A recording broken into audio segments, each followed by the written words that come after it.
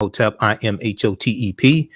Welcome to the African History Network show. It is Monday, January 3rd, 2022, and we are live. Happy New Year to everybody, and happy Kwanzaa as well. We know Kwanzaa ended on January 1st. It's December 26th through January the 1st. I want to thank everybody who came out to the Charles H. Wright Museum of African American History for the 7 days of Kwanzaa. And I was the keynote speaker for the Kwanzaa celebration on Monday, December 27th, organized by the Malcolm X grassroots movement at the Charles H. Wright Museum of African American History. So we know this year's celebration was a little different because of COVID, and probably more people watched online than actually came out. But thanks to everybody who came out as well. So we have a lot to talk about. This is our first broadcast of the year, and I haven't been live on 9:10 a.m. to Superstation WFDF since I think Tuesday, December 28th. I think that was our last broadcast, our last live broadcast. So there's a story that I wanted to talk about, and we did not get a chance to do this before we went off the air for the holiday break. But a lot of people have heard of the celebration, the cultural celebration of Jonkonnu, or John Canoe. It's actually pronounced John Canoe. A lot of people have heard about this, and they may know it's related to African slaves, or maybe related to the Igbo of Nigeria, but they may not know a lot about Jonkonnu. There was a really good article from the Washington Post, and I looked at some other sources on this, like pulse.ng, and then also face-to-faceafrica.com, dealing with Jonkonnu, the holiday when Black revelers could mock their enslavers. And it has its roots. Jonkonnu originated in Jamaica in the late 1600s, and it has its roots in traditions coming from the Igbo of Nigeria. So we're going to talk some about Jonkonnu and deal with some of this history.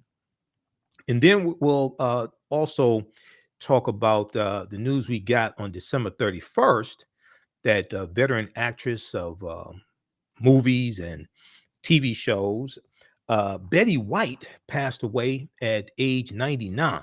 Betty White passed away at age 99 on New Year's Eve. Okay, so this was shocking news. She was just about 3 weeks away from turning 100 years old. Okay, so we're going to talk about Betty White. But so I saw some stories on NBC News about Betty White. We'll deal with. I'm going to let you hear a piece from NBC News on her, but there's a particular piece that I want to look at. There was an article from the Washington Post on Betty White that dealt with her TV show back in the 1950s. And this dealt with the African-American entertainer Arthur Duncan. And there was an article from the Washington Post, Live With It, Betty White Defied Racist Demands in 1954. Okay. And this dealt with when she had her TV show in the 1950s, and how the affiliates in the South, how they complained about Arthur Duncan, who's an African-American entertainer. He was a tap dancer, and they complained about his presence on the show. And Betty White said, live with it, and gave Arthur Duncan more airtime. She didn't cave in to the white supremacist segregationists in the South. There's an article from the Washington Post dealing with this. Live with it. Betty White defied racist demands in 1954. We're going to talk some about that and talk a little bit about Betty White. Then, so that was December 31st. We got the news about Betty White. Everybody remembers her from the Golden Girls. Some of us remember her. Some of us are old enough to remember her as on the Mary Tyler Moore show as well. Okay, I remember her on the Mary Tyler Moore show as Sue Ann Nivens. And it was interesting. See, I remember her from the Mary Tyler Moore show. She was a nymphomaniac on the show. Now on NBC News, when they did the segment on it, they say her character was a nymphomaniac. I, I remember that. Okay, just over the years, I didn't know what that was when I was a kid watching the Mary Tyler Moore show in the 1970s. But I remember that, finding that out later. So then January 1st, New Year's Day, and once again, Happy New Year's to everybody. Happy New Year to everybody. Then we got this. So I was on Facebook and Instagram, but I was on Facebook on New Year's Day, and I saw that it was Max Julian's birthday. Okay, so a lot of people remember Max Julian from the 1973 movie The Mack. So I saw it was his birthday. Okay, this was in the morning. Then later in the day, then I saw from TMZ that Max Julian had passed away. And I said, wait a second, isn't the day Max Julian's birthday? So Max Julian, who's best known as the Mac, but that's not the only thing that he did. Okay. He passed away on his birthday, January 1st. He was 88 years old. Okay. We'll talk a little bit about Max Julian. And there was some information about him that a lot of people did not know. He helped to write the screenplay for the movie Cleopatra Jones. All right. A lot of people just know him as the Mac, and then we remember him also from How to Be a Player as well. Remember from How to Be a Player also. But he was with Bill Bellamy. Okay. Remember him from How to Be a Player, but he was much more than just those maybe the stereotypical roles that he's known for also. So we'll talk a little bit about Max Julian as well. Okay. All right. Now on the African History Network show, we focus on educating, empowering, and inspiring people of African descent throughout the diaspora and around the world, because right now it corrects wrong behavior. What you do for yourself, what you do to yourself, and what you allow other people to do to you and get away with is based upon what you think about yourself. What you think about yourself is based upon what you have been taught about yourself. What you've been taught about yourself is based upon everything you've read, heard, and seen about yourself. So when you control the radius of a man or woman's thoughts, you can control the circumference of his or her actions, because the mind can't do or teach what it doesn't know. Now, be sure to visit our website, AfricanHistoryNetwork.com, AfricanHistoryNetwork.com. You can register for the online history classes I teach on the weekend. Ancient Kemet, the Moors, and the Ma'afa, understanding the transatlantic slave trade, what they didn't teach you in school. And then also from the Civil War to the Civil Rights Movement and Black Power, 1865 to 1968. Okay, so we do those on Saturdays and Sundays. Visit our website, AfricanHistoryNetwork.com. You can register for them.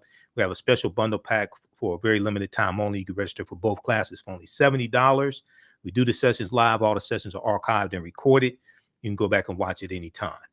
All right, I want to jump into this first story here dealing with John Canoe. And as soon as you register for the classes, you can watch the classes we did this past weekend also.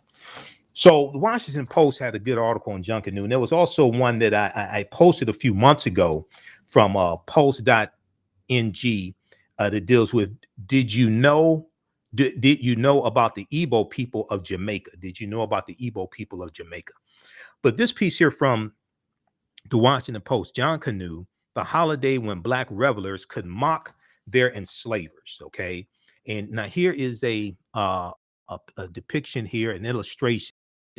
This 1857 illustration from Frank Leslie's illustrated newspaper depicts a Christmas celebration among enslaved Africans on a plantation. Okay. And you see the white people in the back smiling and things like this.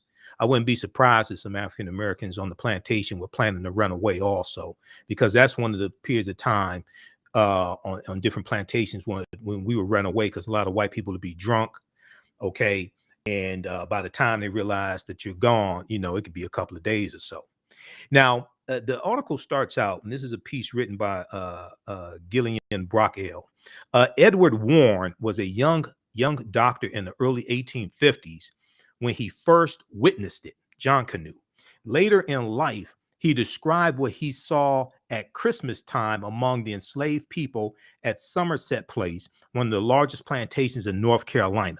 On Christmas Day, he wrote, one of the enslaved men dressed up in a costume made of rags, cowbells, two great ox horns affixed to his head, and a mask of raccoon skin over his face.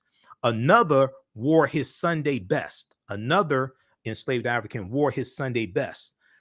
Others beat drums and played banjos, while two men entered upon a dance of the most extraordinary character. We're going to talk about this on the other side of the break and deal with John Canoe and how it relates to African history and culture. You listen to the African History Network show. I'm Michael Imhotep. We'll be back in a few minutes.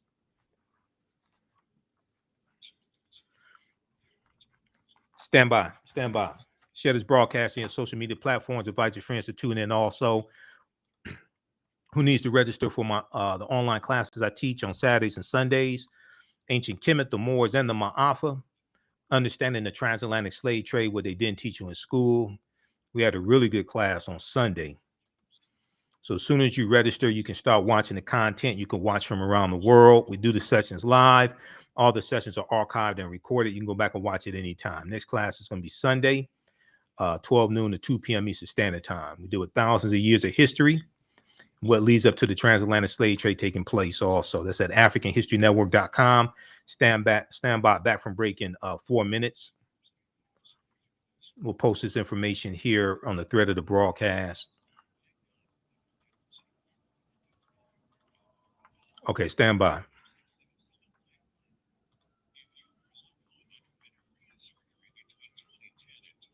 Okay, African-American business owners, post the name of your business here on the thread of the broadcast. We'll let you know how you can advertise for the African History Network. Let you know how you can advertise for the African History Network. Stand by back from break in 3 minutes.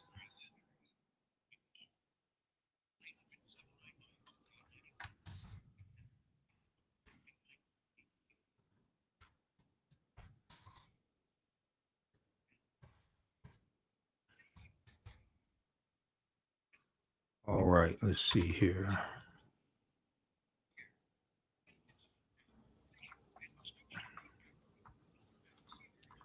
All right, back from break in 2 minutes.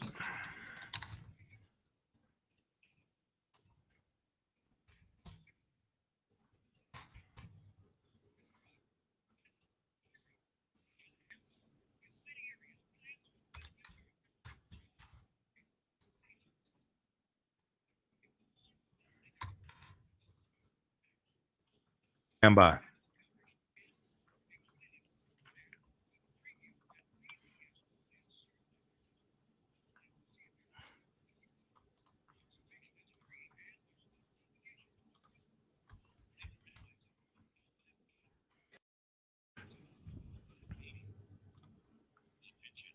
Okay, back from break in 1 minute.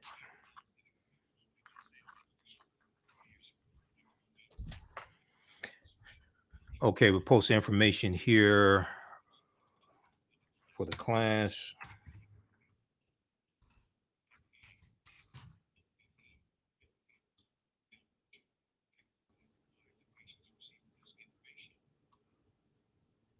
As soon as you register, you can start watching the content. Welcome back to the African History Network show right here on 910 a.m. the Superstation, the Future Radio. I'm your host, Brother Michael Imhotep. It is Monday, January 3rd, 2022, and we are live. So happy New Year to everybody.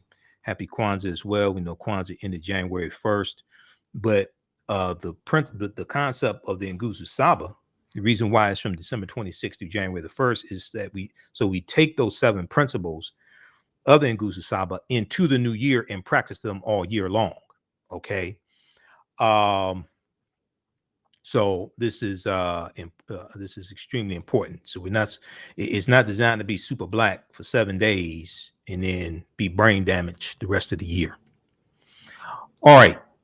I want to go back to the article here dealing with John Canoe.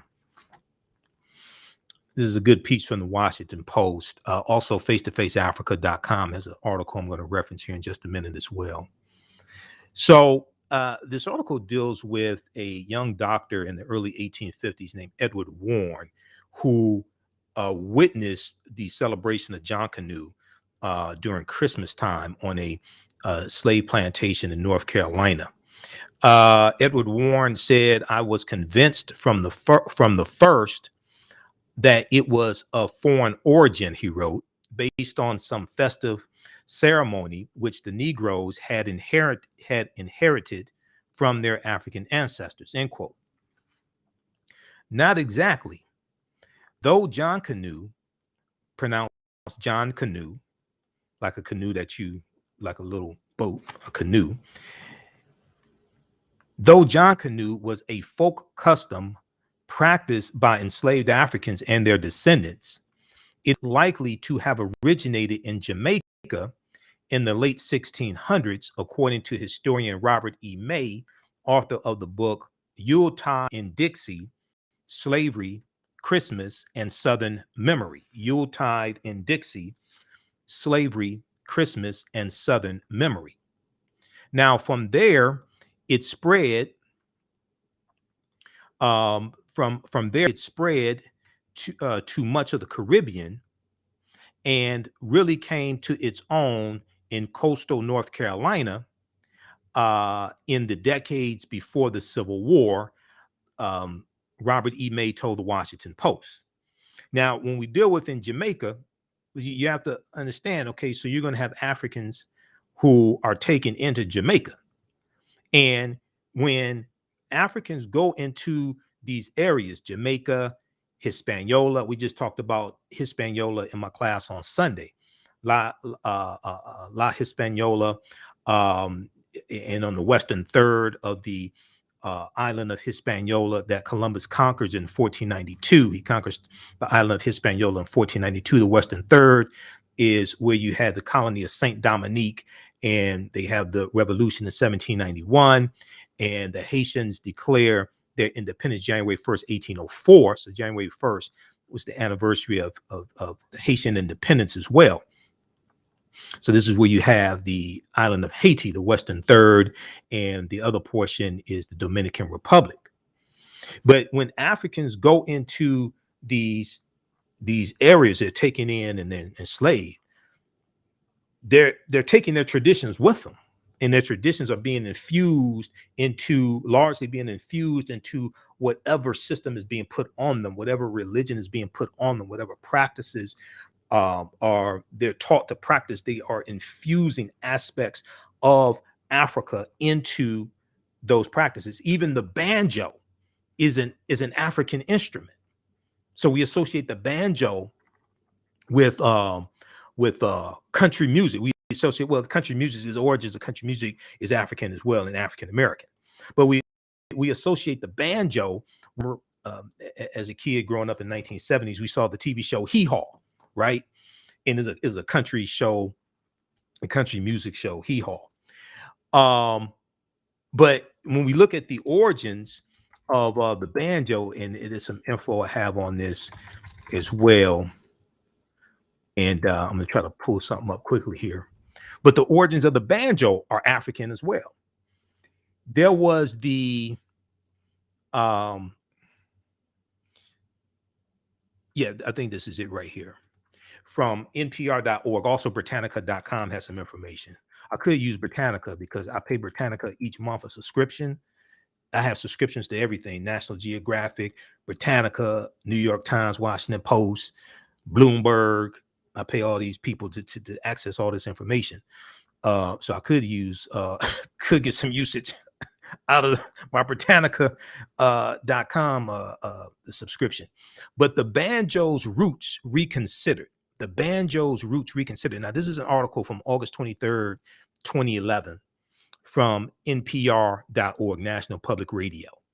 Now, this is an African instrument that they say may be the precursor to the banjo. But when you do more research on this, right, they talk about this precursor to the banjo being an African instrument.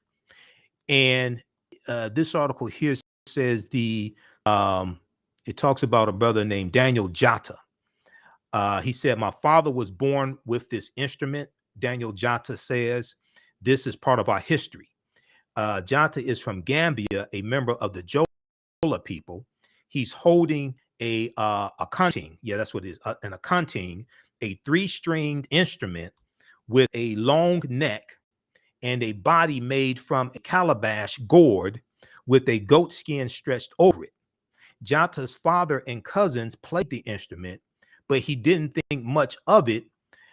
He didn't think much about it himself until 1974, when he was visiting the U.S. from Gambia, attending a junior college in South Carolina. He recalls watching a football game on TV with some of the other students.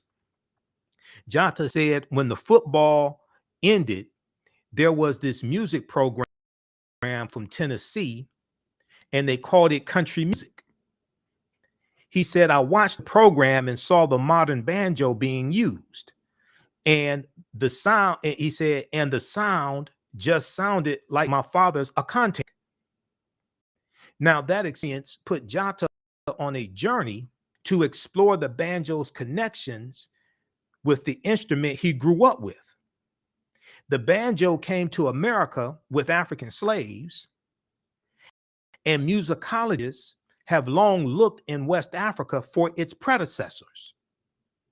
Much of the speculation has centered on the Ngoni, Ngoni, and the Exalam, Xalam, which these two instruments are two hide-covered stringed instruments, two hide, H-I-D-E, hide-covered stringed instruments from West Africa that bear some resemblance to the banjo.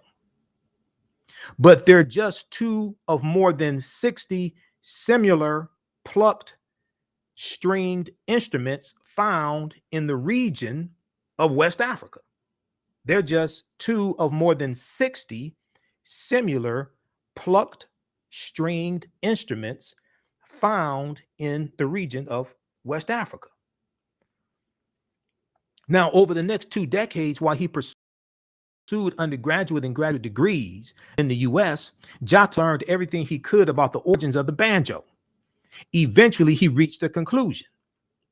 He said, quote, among all instruments ever mentioned as a prototype of the banjo from the African region, the akanting, to me, has more similarities, more objective similarities than any other that has ever been mentioned, end quote. For one thing, the akanting looks like it has a long neck, like those of early banjos, extends through the instrument's gourd body. It has a movable wooden bridge that, as in banjos, holds the strings over the skin head. But for Jata and other banjo scholars, most convincing is how the akanting is played. Players use the index finger to strike down on one of the long strings, and the thumb sounds the akanting's short string as the hand moves back upward. When Jata looked at early banjo instruction books from the mid 1800s, he found that they described an almost identical playing style. He said, what struck me was when they mentioned the ball of the thumb and the nail of the index or middle finger. I knew straight away my father was using the same style. This was never a surprise to me because I have seen this since I was 5 years old. Read the rest of this article here. See, what we have to understand is that when African people go into various areas, go into whether they're captured or whether they go voluntarily, when African people have circumnavigated the globe, we take our culture with us and practice it to various extents that conditions will allow. So see, what we've been led to believe is that when Africans were enslaved, they forgot everything they knew. That's a lie. A lot of this gets infused into the European culture that was put upon them. So now what we have to do is separate the Africanity from the nonsense and trace this back to who we are, trace this back to Africa so we can remember, just as the 14 pieces of Asar's body were dismembered and Aset recovered the 13 pieces and remembered them and Asar was resurrected.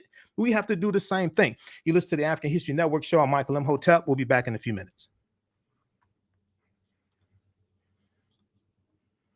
Stand by.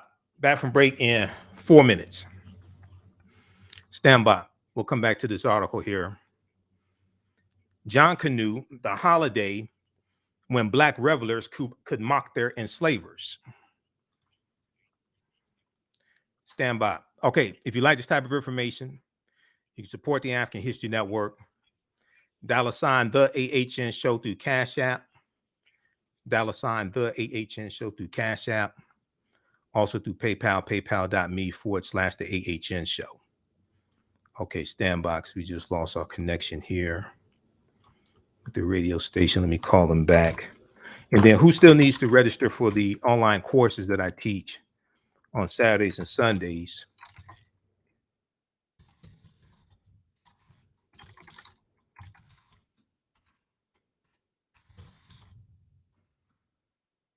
From the ancient Kemet, the Moors, and the Ma'afa, understanding the transatlantic slave trade, what they didn't teach you in school.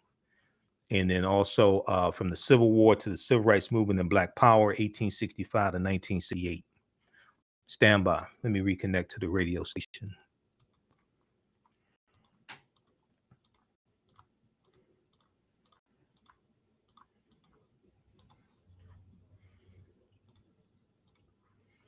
Okay, visit our website, AfricanHistoryNetwork.com. You can register for the online classes that I teach where we get deep into this history.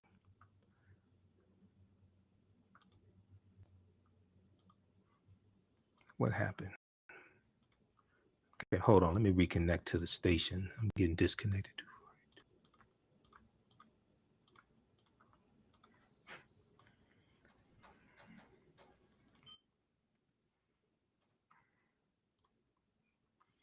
Yeah, we got disconnected somehow. All right.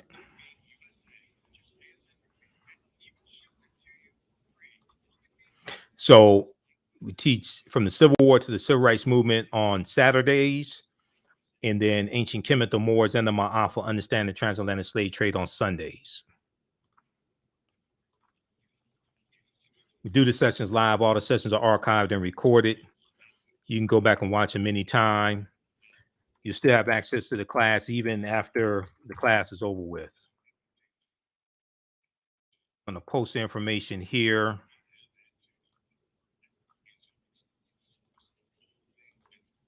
So as soon as you register, you can start watching the content. Stand by. Back from break in 1 minute. Welcome back to the African History Network show right here on 910 AM, the Superstation, the Future Radio. I'm your host, Brother Michael Imhotep. It is Monday, January 3rd, 2022, and we are live. Happy New Year to everybody. Calling numbers 313-778-7600. 313-778-7600 is the calling number if you have a question or comment. Okay, I want to go back to we're going to go back to the story here. Then we're going to deal with this piece here dealing with Betty White passing away at 99 very quickly. And we'll talk about the story from the Washington Post when Betty White stood up, defied racist demands in 1954. And that dealt with the African-American entertainer Arthur Duncan appearing on Betty White's TV show in the 1950s. All right. And then we'll talk some about Max Julian passing away as well. The Mac passed away at on his birthday. And when I first heard the story, I don't know the cause of death. I first heard the story, he passed away on his birthday, because I'm like, okay, did he have some women over to the house or something? What happened? I'm like, he died on his birthday. I'm like, so, all right, we'll talk about this as well. Okay, let's go back to the story. So right before the break, we were dealing with we were talking about John Canoe, which is a celebration with roots in Jamaica, coming from the Igbo of West Africa, Igbo of Nigeria.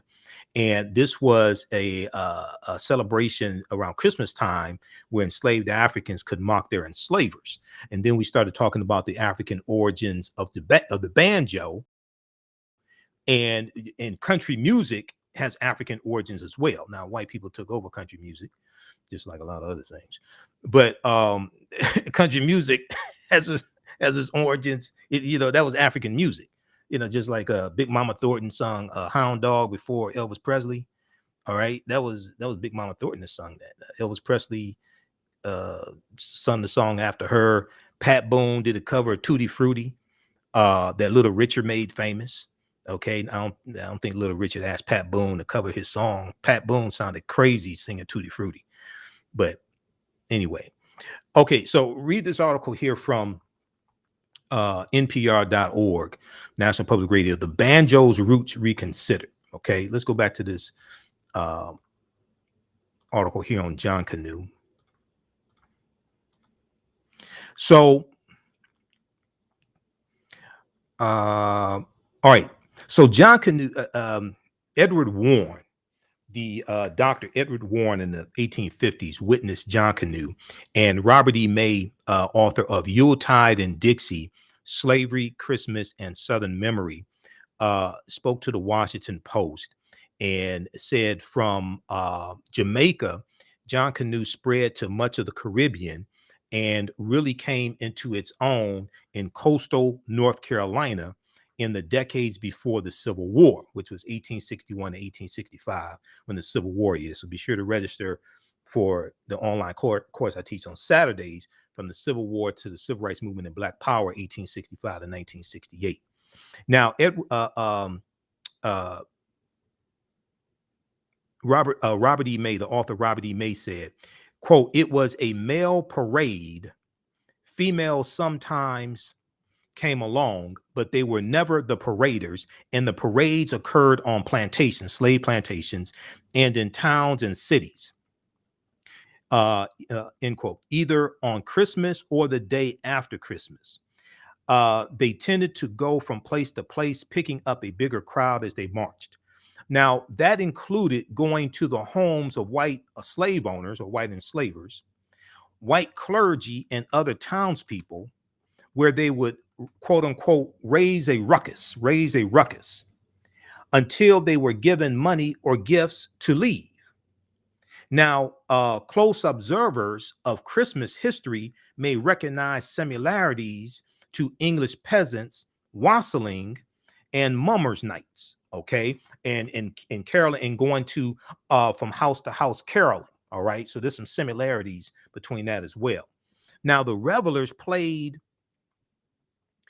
instruments, drums, violins, banjos, tambourines, and the like, and dressed in costumes that white observers sometimes described as grotesque. Intimidation and mocking of white people was one element of the parade. Okay, Robert E. May said. One of the costumed revelers would carry a whip and threaten children with it. Another would dress in a suit and tri-cornered or top hat and act out unflattering depictions of their enslavers.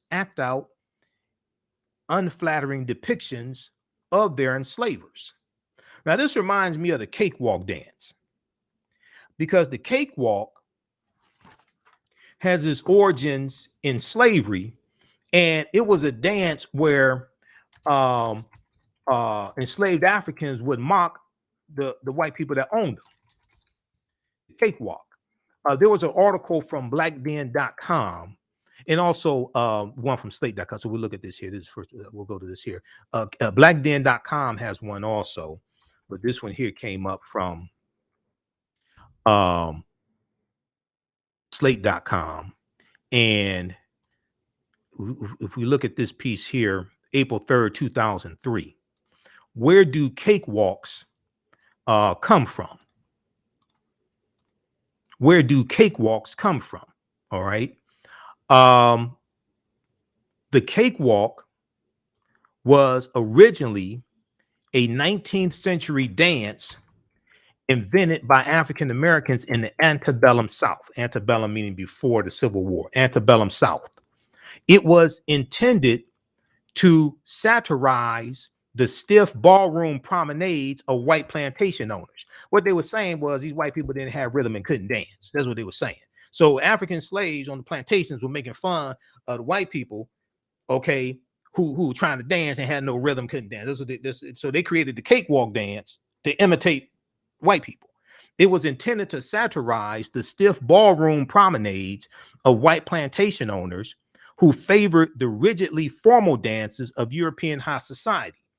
Cakewalking slaves lampooned these stuffy moves by over accentuating their high kicks, bows, and bows, and imaginary hat doffings, mixing the cartoonish gestures together with traditional African steps. See, once again, that Africanity is coming into play. Okay, this is why this is why I'm confused by people who keep running away from Africa, saying we're not African. That means you don't know who you are. Really? We're the only people to run away from who we are. Other people don't do that. Other people, hundreds of years later, still say they're German. Let me say they're German American, Italian, Irish, things like that. We're the only people who run away from who we are. And this is the same thing. Like I said, somebody called into the show a couple of weeks ago, said they're descendants of slaves. I said, weren't the slaves freed? Chattel slavery ended 156 years ago, 157 years ago now. It's 2022. I said, even after slavery ended, they weren't still calling themselves slaves. They were freedmen, black freedmen, former slaves, ex-slaves. But anyway, likely unaware of the dance's derisive roots, the whites often invited their slaves to participate in Sunday contests to determine which dancers were most elegant and inventive. The winners would receive cake slices. The winners would receive cake slices, a prize which gave birth to the dance's familiar name, the cakewalk. Okay, but it was a dance mocking the white people who owned them. All right, and they got cake for it. Now, after emancipation, okay, now we know. So I'm not, when they say emancipation, I'm not sure if they're talking about after the 13th Amendment was ratified, December 6, 1865, when Georgia ratified the 13th Amendment, or if they're talking about the Emancipation Proclamation, January 1st, 1863, that did not free the African slaves, because when you go to loc.gov, Library of Congress website, and read it, or you go to archives.gov and read it, it tells you that the slaves in the states of rebellion, or the territories of rebellion, are free, but the slaves in the border states like Maryland, Missouri, Kentucky, and Delaware, and these are states that stayed loyal to the Union, they were allowed to keep their slaves. Okay, these were states that were south of the Mason-Dixon line. The Mason-Dixon line is the line that separates the imaginary line between Pennsylvania and Maryland, which separates the North from the South. Okay, so the Confederacy separates from the Union, starting with South Carolina, December 20th, 1860, when South Carolina becomes the first state to secede from the Union. They set up their own government, their own monetary system. So the Union has no authority to tell the Confederacy anything. So the Union has no authority to say that the slaves that belong to the Confederacy are free. They had no authority. Okay, really, it was a military strategy to rob the Confederacy of its most valuable asset, the enslaved Africans, and it was a threat to bring them to bring those states in rebellion, those territories in rebellion, back into the Union.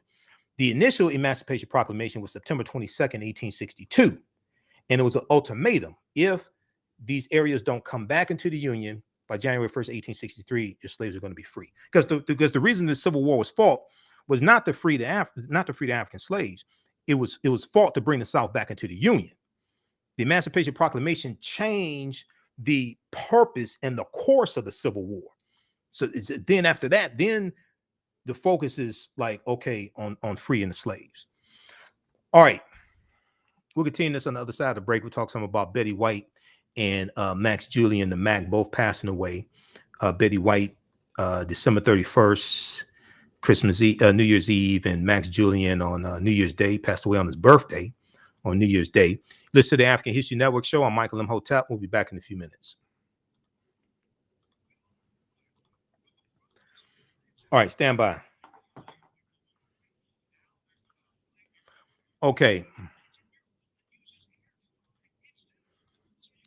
All right, stand by. If you like this type of information, you can support the African History Network, $ the AHN show through Cash App. $ the AHN show through Cash App, also through PayPal, paypal.me / the AHN show. Let me post this information here. African American business owner, post the name of your business here on the thread of the broadcast. We'll let you know how you can advertise with the African History Network. Current promotion for a few more days. Buy 1 month, get 2 months free.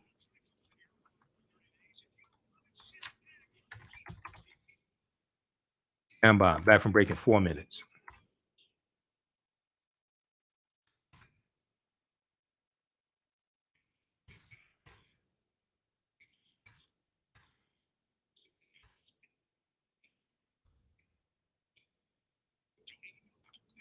Back from break in 3 minutes. Stand by.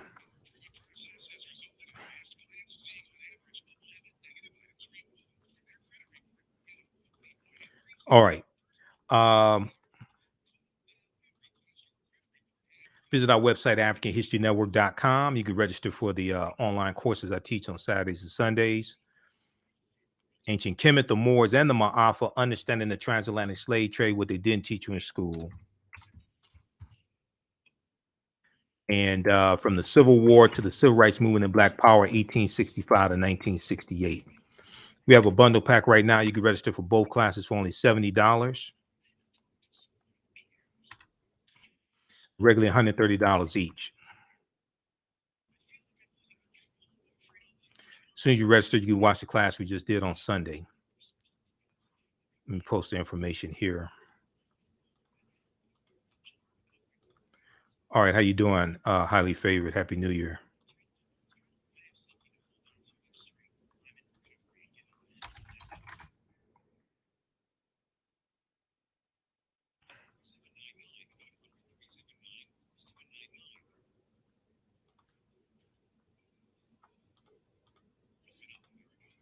Okay, this is our official Cash App account, $ the AHN show through Cash App, SHOW. When you go to it, it says Michael and shows my picture there. These other ones here are fake African History Network Cash App accounts.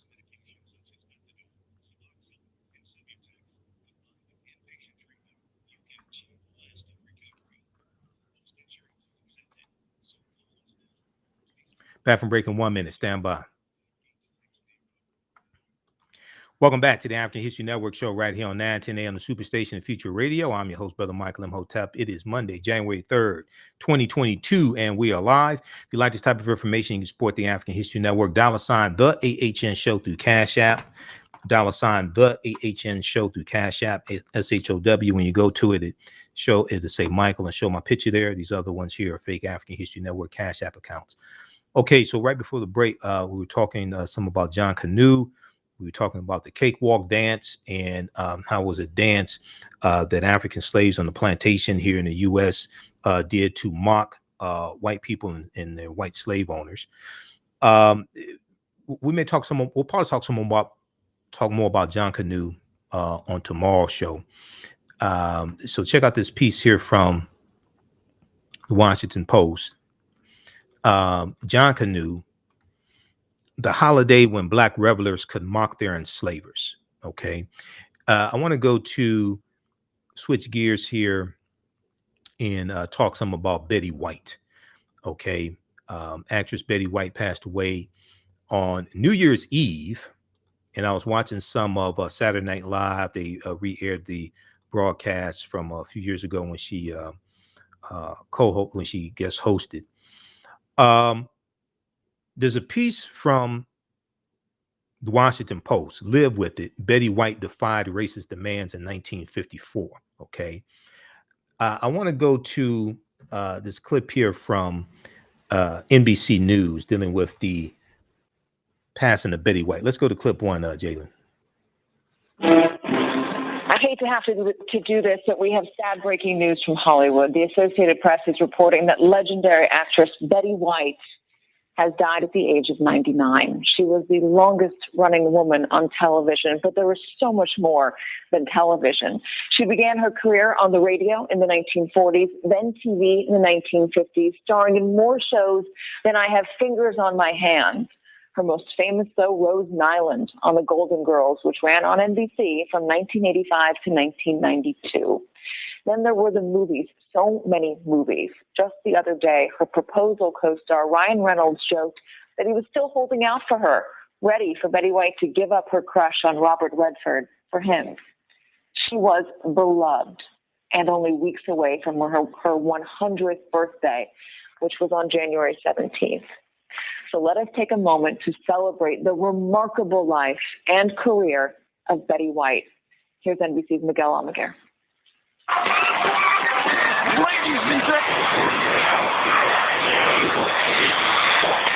May 8th, 2010, Betty White making history at the age of 88, becoming the oldest person to host Saturday Night Live. This after 500,000 people on Facebook petitioned the show to give her a shot at hosting. When I first heard about the campaign to get me to host Saturday Night Live, I didn't know what Facebook was.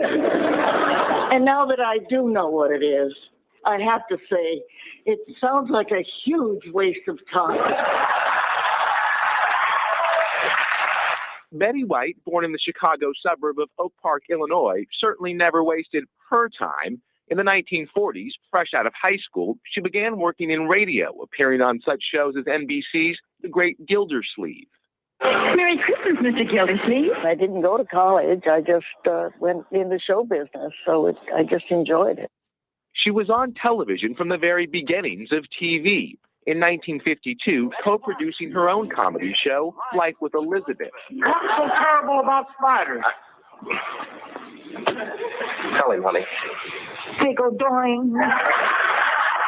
On The Betty White Show in 1958, she revealed another talent, singing. To one good watch over me. But she is best known for two signature TV roles. Sue Ann Nevins, the happy homemaker on The Mary Tyler Moore Show. Surely that isn't how a strawberry swirl is supposed to go. And Rose Nyland on The Golden Girls. When I was growing up in Minnesota, the doctor made house calls all the time. For us and the livestock. You and the animals had the same doctor? Sure. Worked out fine. Until the doctor started drinking hog liniment and tried to neuter the Swenson brothers. There's an awful lot of Betty and Rose that scares me to death. Twice divorced, she finally found the love of her life in game show host Alden Ludden. This is Alden Ludden saying the password tonight is... Home. Will you take me home, please, Mr. Ludden? I certainly will, Miss Ludden. Thank you. They were husband and wife until his death from cancer in 1981. She never remarried. As far as a serious relationship, I just couldn't imagine it, at this point in my life. There you go. Here you go, sweetheart. Here you go. During her spare time, Betty White was a tireless advocate for the humane treatment of animals, serving with animal-related charities and on the board of the Los Angeles Zoo. We're such a throwaway society. We treat even our animals like paper towels. Take one, if it doesn't work out, you throw it away. White's own career seemed to have remarkable staying power as a new generation of fans loved her in films like The Proposal. Let's see if we can find your boobs. They're in there somewhere. There. It's like an Easter egg. Well into her 80s, White showed no sign of slowing down, with appearances on late-night comedy shows and commercial work. You're playing like Betty White out there. That's not what your girlfriend said. For all of her accomplishments, the Screen Actors Guild presented Betty White with its Lifetime Achievement Award in 2010. This is the highest point of my entire professional life. To the Screen Actors Guild, to each and every one of you, thank you from the bottom of my heart. Thank you for being a friend. Travel down the road and back again. A life in which Betty White garnered countless with honors, fans, and friends. Miguel here, NBC News, Los Angeles. Oh man, 2021 just keeps getting worse. Listen to this. Her longtime friend and agent said, even though Betty White was about to be 100, I thought she would live forever. He told this to People magazine. He said this on Friday in a statement about her death. He says, I will miss her terribly, and so will the animal world that she loved so much. I don't think Betty ever feared passing because she always wanted to be with her most beloved husband, Alan Ludden. She believed she would be with him again. Let us hope that they are reunited. Okay, so that was from NBC News. I watched that live. In a minute here, we're going to talk about the passing of Max Julian The Mack, but I want to go to this article here first from the Washington Post. This deals with in 1954 when Betty White defied racism, and this was over the African-American entertainer Arthur Duncan, who appeared on Betty White's TV show.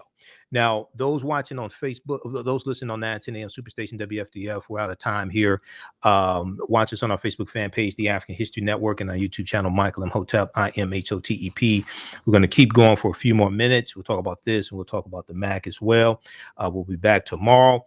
Visit our website, AfricanHistoryNetwork.com. Register for the online courses I teach on Saturdays and Sundays. Ancient Kemet, the Moors, and the Ma'afa, understanding the transatlantic slave trade, and from the Civil War to the Civil Rights Movement and Black Power, 1865 to 1968.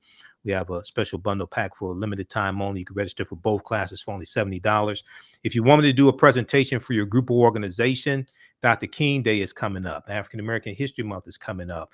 Juneteenth will be here before you know it. Email me at AHNshow@AfricanHistoryNetwork.com. AHNshow@AfricanHistoryNetwork.com, or give me a call, 313-462-0003, 313-462-0003. We can make that happen. Right now, it's correct wrong behavior is not over till we win. Wakanda forever. We'll talk to you tomorrow. Peace. All right, stand by. Okay, let's go to this here. And okay, African American business owners, post the name of your business here on the thread of the broadcast. Email us at AHNshow@AfricanHistoryNetwork.com. We'll let you know how you can advertise with the African History Network. Current promotion for a very limited time only is buy 1 month, get 2 months free. That's going to change here any day now. That promotion is going to end. All right, I want to go to this story here. And I heard about this when they talked about the passing of Betty White. Now, also the radio show, The Great Gildersleeve, that she was on. I didn't know she was on The Great Gildersleeve. I've listened to numerous. I've probably listened to all the episodes of The Great Gildersleeve, which was a spinoff of Fibber McGee and Molly, another old radio show. Jim and Marion Jordan portrayed Fibber McGee and Molly. They were a married couple. That radio show goes back to the 40s and 50s, maybe the late 30s. But I'm an old radio show fan, so all those radio shows I've listened to. I listened to The Great Gildersleeve, but I didn't know she was on that show. So live with it. Betty White defied racist demands in 1954. Okay, and there's a picture here of Arthur Duncan in 2018, African American entertainer. He was a tap dancer, also Arthur Duncan. So Betty White asked Arthur Duncan the question, Arthur, did you have a nice weekend? The entertainer in her early 30s at the time was center stage speaking to the young African American tap dancer seated on her right. Now, he said, I did something a little different.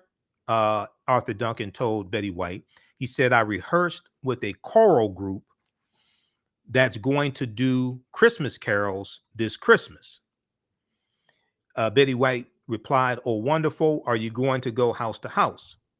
Now, his reply to her that they would be performing at local hospitals and orphanages was as wholesome as the beloved actress and entertainer who passed away at age 99 this week, December 31st. Now, Betty White made a career playing sweet characters with hidden and hilarious grit And that quality goes all the way back to her first televised variety TV show.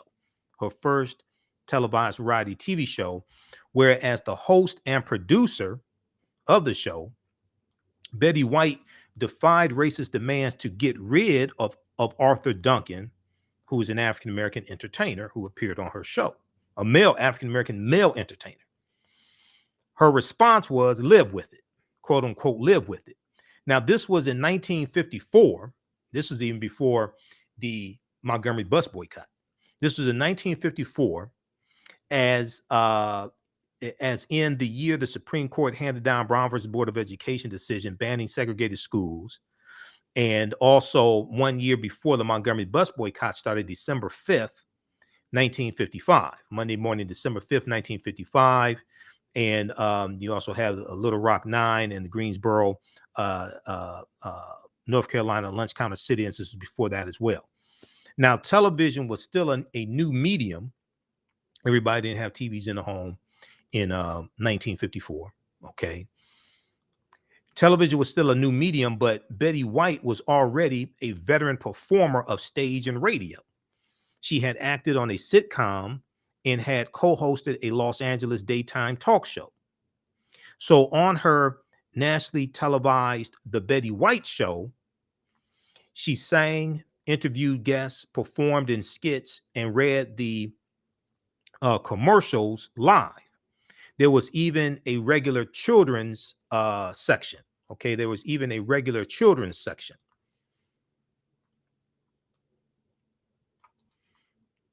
All right, and let me see here, just a second here. Okay, now, and then you had Arthur Duncan. Now, at 21 years old, the California native had been performing in a dance quartet for years and was looking for his big break. Now, Betty White gave Arthur Duncan his big break. He recounted in a 2018 documentary, Betty White, the First Lady of Television. Betty White, the First Lady of Television.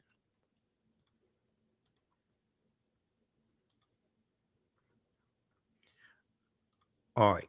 Now, Arthur Duncan said the first TV show I had ever been on, and I credited Betty White for really getting me started in show business in television, Arthur Duncan said. And they have a clip here from the Betty White Show from 1954. Arthur Duncan said, and all through the South, there was this whole ruckus.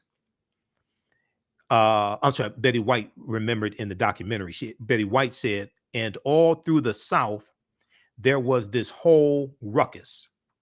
They were going to take our show off the air if we didn't get rid of Arthur Duncan because he was black. They were going to take her show off the air if she did not get rid of Arthur Duncan. Now, when you go study Nat King Cole had his own variety TV show, but it didn't last long because he had a problem getting sponsors for the show because he was black. He was African American. So I remember seeing clips of the Nat King Cole show. It was in black and white. Didn't last long. Very hard for him to get sponsors. Quote, people in the South resented me being on the show and they wanted me thrown out. Arthur Duncan agreed. But there was never a question at all. Quote, I'm sorry. He said, I said, I'm sorry, but he stays. Betty White said, live with it. Now, Arthur Duncan appeared on the Betty White Show at least 3 times. On another episode, Betty White interviewed an African-American child during the children's segment on the show. It's unclear whether her decision to keep Arthur Duncan on the show affected the show's fate, but it was repeatedly rescheduled.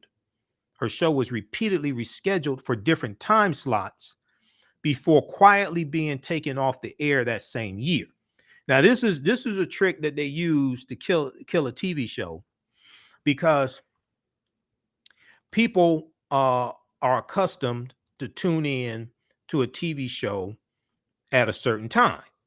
Okay, like Thursday nights, 8 p.m. We know people watch the Cosby Show. And then 8:30, they watched Family Ties. Then when A Different World came on, when A Different World debuted, Different World got Family Ties time slot. Okay. So, you know, TV viewing back at this time, they ain't had DVD, they ain't have VCRs, no cable. TV viewing is based upon habits. So when they want to kill a TV show, they just keep moving the time slot of the show. And then especially then don't have TV commercials to say, hey, the show moved to this time slot, watch it here. That's one of the slick ways they try to kill a TV show. Okay, changing the time slots. It's unclear whether her decision to keep Arthur Duncan affected the show's fate, but it was repeatedly rescheduled for different time slots before quietly being taken off the air that same year. That's the same thing NBC did with A Different World, but also with the TV show Rock, which was a really powerful TV show once it got into later seasons and started dealing with social issues. The network changed the time slot of Rock also. Now, Betty White went on to game shows, the talk show circuit, and eventually mega stardom as Rose Nylund, Nylund, on the 1980 sitcom The Golden Girls. Arthur Duncan later toured with Bob Hope and appeared on the Lawrence Welk show for nearly 2 decades. Man, you're going way back in the day, Lawrence Welk. It's like during the time of what's his name? The show with the Supremes and the Temptations on it. Hold on, there's another nighttime show. The Ed Sullivan show. This is like back at the time of the Ed Sullivan show, right? All right, now decades later in the documentary, Arthur Duncan, still in awe of Betty White, said she was just magnificent. Magnificent, he said. She was just magnificent. Okay, check out this article here from the Washington Post. Live with it. Betty White defied racist demands in 1954. A lot of people remember when Harry Belafonte was on the TV show with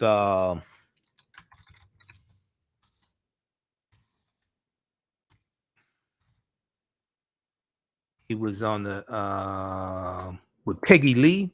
I think he was on a TV show with Peggy Lee, and she touched his arm, and white people in the South went crazy. Okay, it was a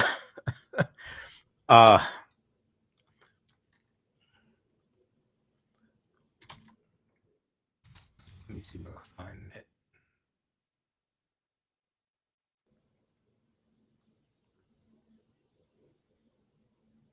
I think that was I think that was Peggy Lee.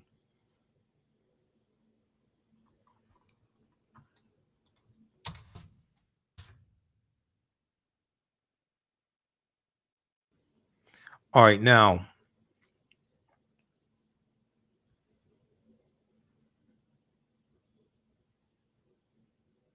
is that Petula Clark? Let me see. I was one of those actresses, singers. Going to hear Belafonte controversy on how downtown. Okay, I think it was Petula Clark.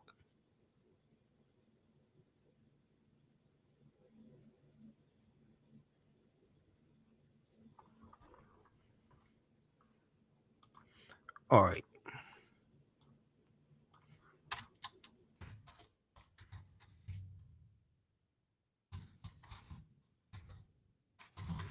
See, I think that was, it was Petula Clark. That's what it was.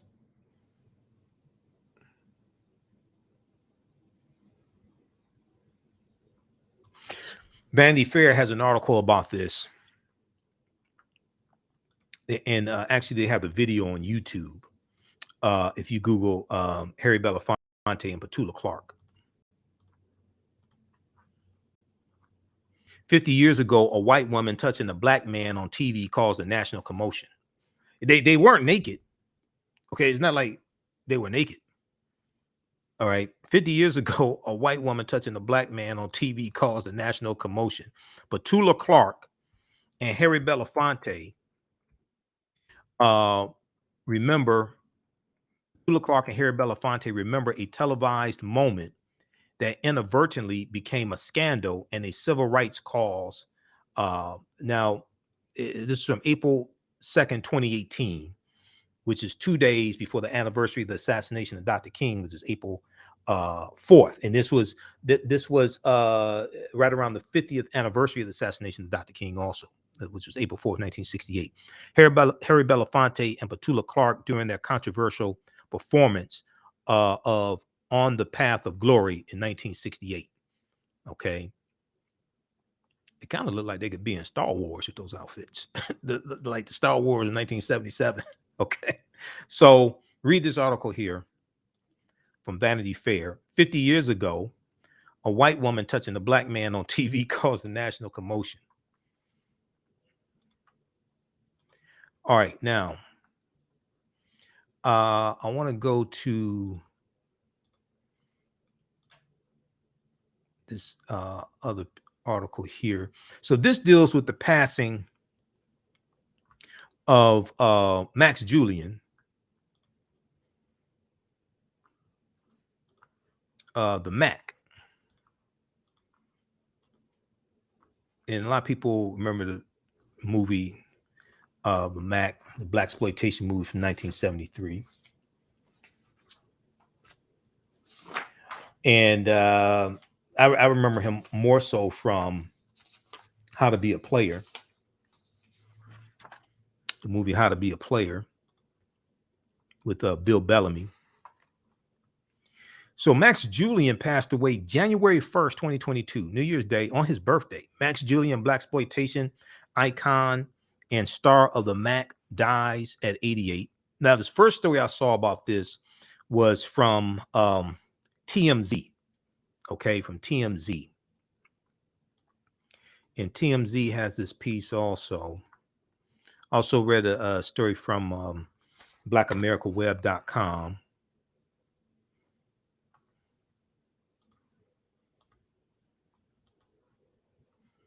TMZ has this story. Goldie from the Mack, Max Julian, dead at 88.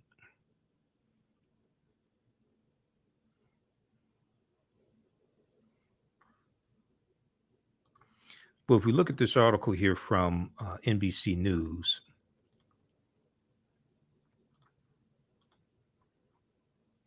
the movie The Mack has become one of the most prominent classics of the Blaxploitation era, with hip hop and rap artists like Dr. Dre and Chief Keef sampling audio from the film. Now, this is from January 3rd, updated January 3rd, 2022.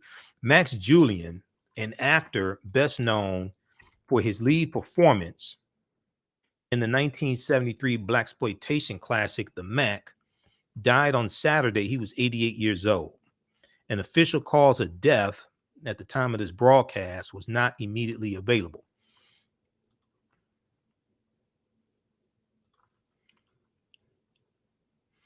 Now, news of Max Julian's death was confirmed by his friend, comic book writer and filmmaker David F. Walker. David Walker posted a tribute to the late actor on his Instagram page. He said, "I met Max in 1996. He was a great human being, and we had so many amazing conversations.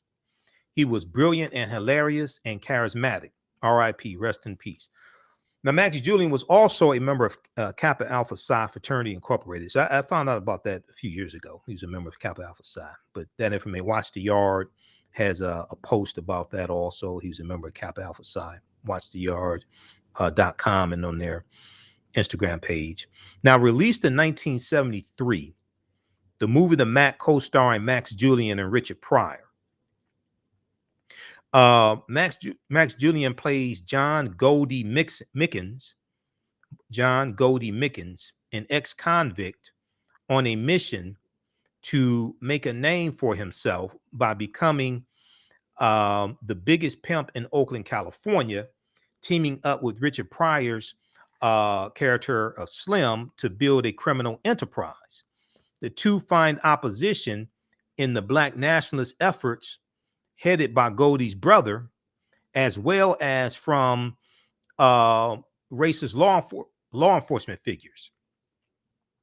The movie The Mack has grown to become one of the most prominent classics of the Blaxploitation era, with hip-hop and rap artists like Dr. Dre and Chief Keef sampling audio from the film in their work. Now, we all know that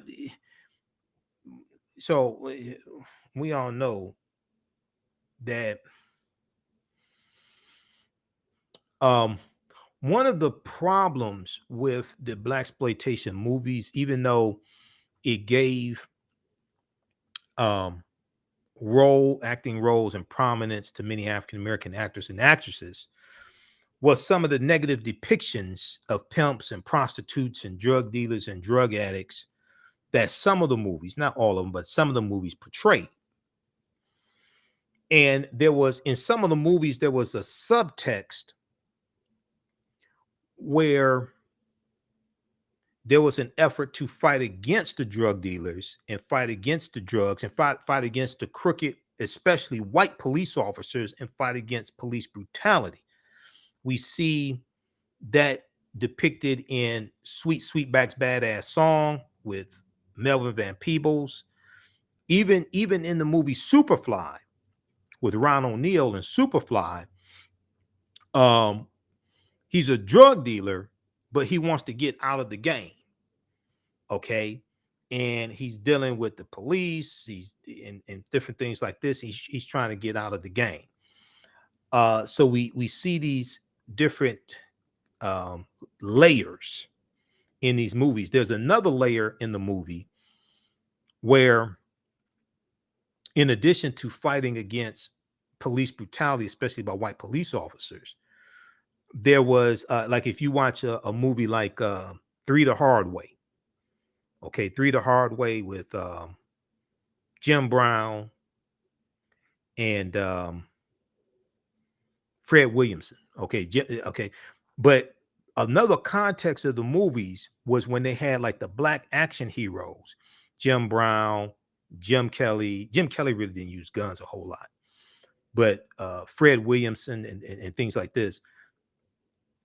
You notice their guns, their handguns were usually larger guns than the guns that the white guys had, than handguns that white guys had. There was a little sub context there.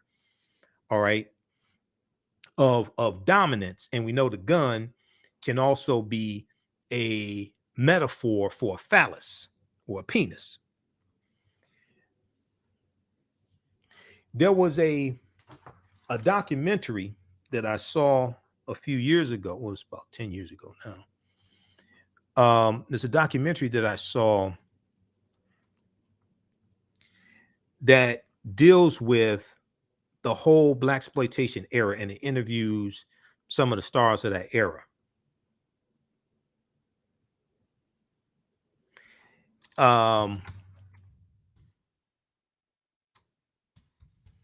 What's the name of that?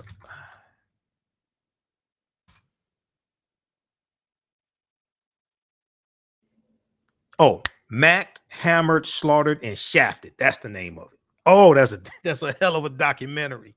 You got to watch this one. They have it on. Okay, it's on Vimeo. Oh, it's by David F. Walker. Okay, David F. Walker is a friend of Max Julian. This documentary right here, I watched this a few years ago, and it really gets deep into understanding different themes that we saw represented in these Blaxploitation movies. Okay, fighting against police brutality, fighting against the drugs in the community. Another context that you see in the movie, in various movies, is fighting against the mafia, fighting against organized crime. That's another context. That's another theme that you see in these movies. There was one movie called Black Samson. I bought this I bought this DVD. It has 3 of Jim Kelly movies on it. Black Belt Jones and Hot Potato and something else. And then it has this movie called Black Samson. And Black Samson, I never heard of Black Samson. Black Samson was a movie that dealt with, it was this this African American nightclub owner, and I think the mafia wanted his nightclub or something. I think the mafia wanted his club or something like that. He didn't want to sell it, and the mafia at the same time was putting drugs into the African American community. Okay, so there's a scene where the community rises up because the mafia is gonna kill him or something like this, beat him up, and the community rises up and attacks the Italian mafia and runs them out of the neighborhood, okay, to protect Black Samson. So that's another theme that you see in a lot of these movies, is fighting against drugs, fighting against organized crime, fighting against the mafia, uh, police brutality, different things like this. Okay, hold on. Let me pull this up here. So there's this. I want to show you this. Watch this documentary here. This will blow your mind.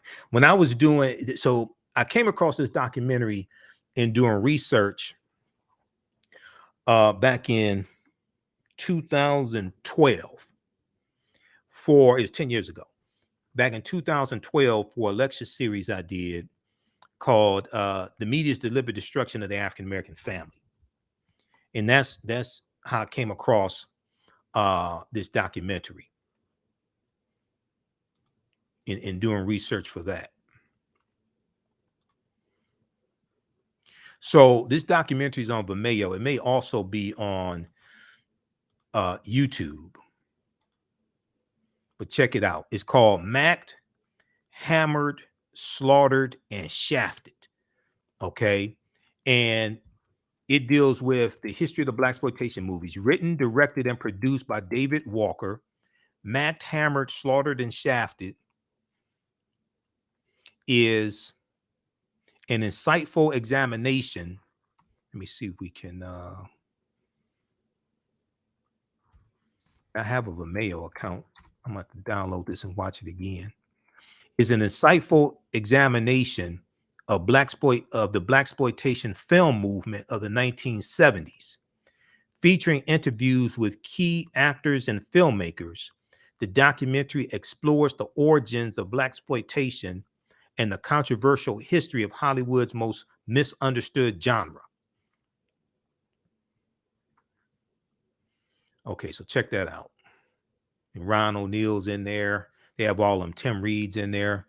Fred Williamson. So in this one, they feature Jim Brown, Ron O'Neill, Fred Williamson, Jim Kelly, Gloria Hendry, Glenn Turman, who was in Cooley High, but he was also in JD's Revenge. And then he portrayed Colonel Taylor on A Different World. They had Rudy Ray Moore in here and Roseanne Catan and many others as well.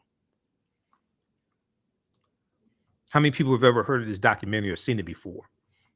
It's a deep documentary.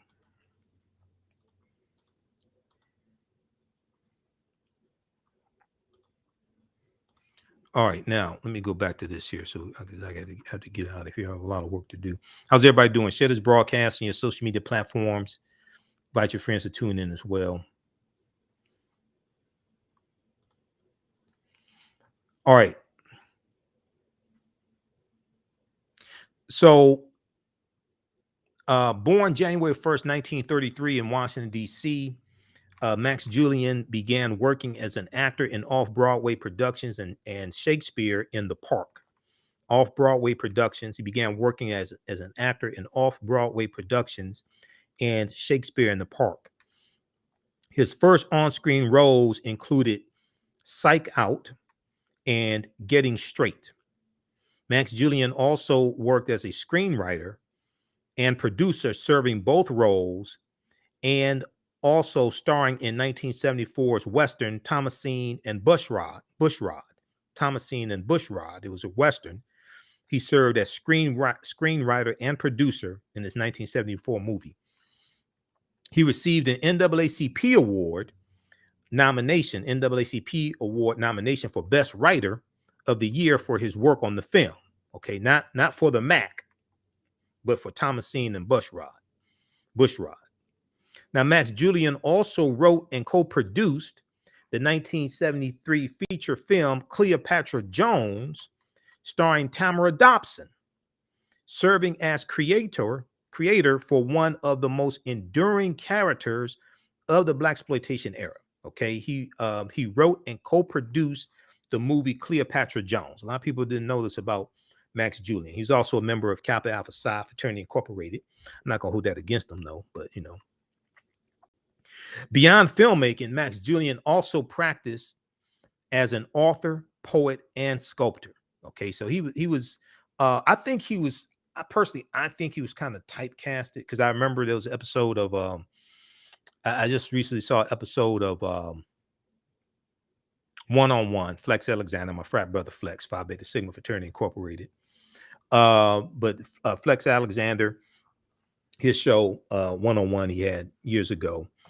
There was an episode where Max Julian played a doctor on the show, but there was this dream sequence where he was like a player. He was like a player, something like that, the Mac player.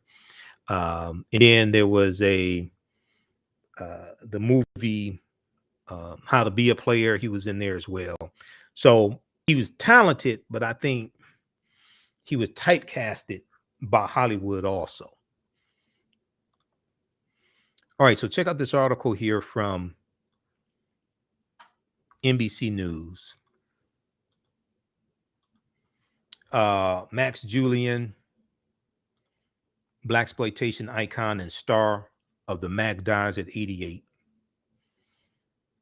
And he was born in 1933. There was some discrepancy over his birth date or how old he was. The article from TMZ addresses that at the end of the article. Goldie from the Mac, Max Julian, dead at 88. This is from January 1st.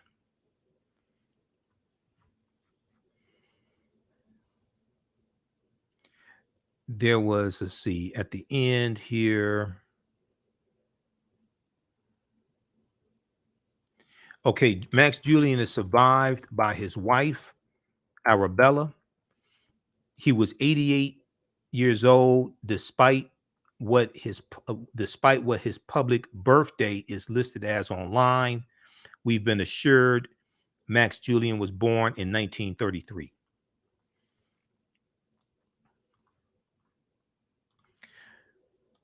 All right. So look, the rest of this we'll get to tomorrow. We'll talk some more about John Canoe and the Igbo influence in this African-American, African-Caribbean celebration of Jonkonnu, which is celebrated around Christmas time. Be sure to register for the online courses I teach on Saturdays and Sundays, from the Civil War to the Civil Rights Movement and Black Power, 1865 to 1968, and then also Ancient Kemet, the Moors, and the Ma'afa, understanding the transatlantic slave trade, what they didn't teach you in school. So we deal with thousands of years of history and what leads up to the transatlantic slave trade taking place.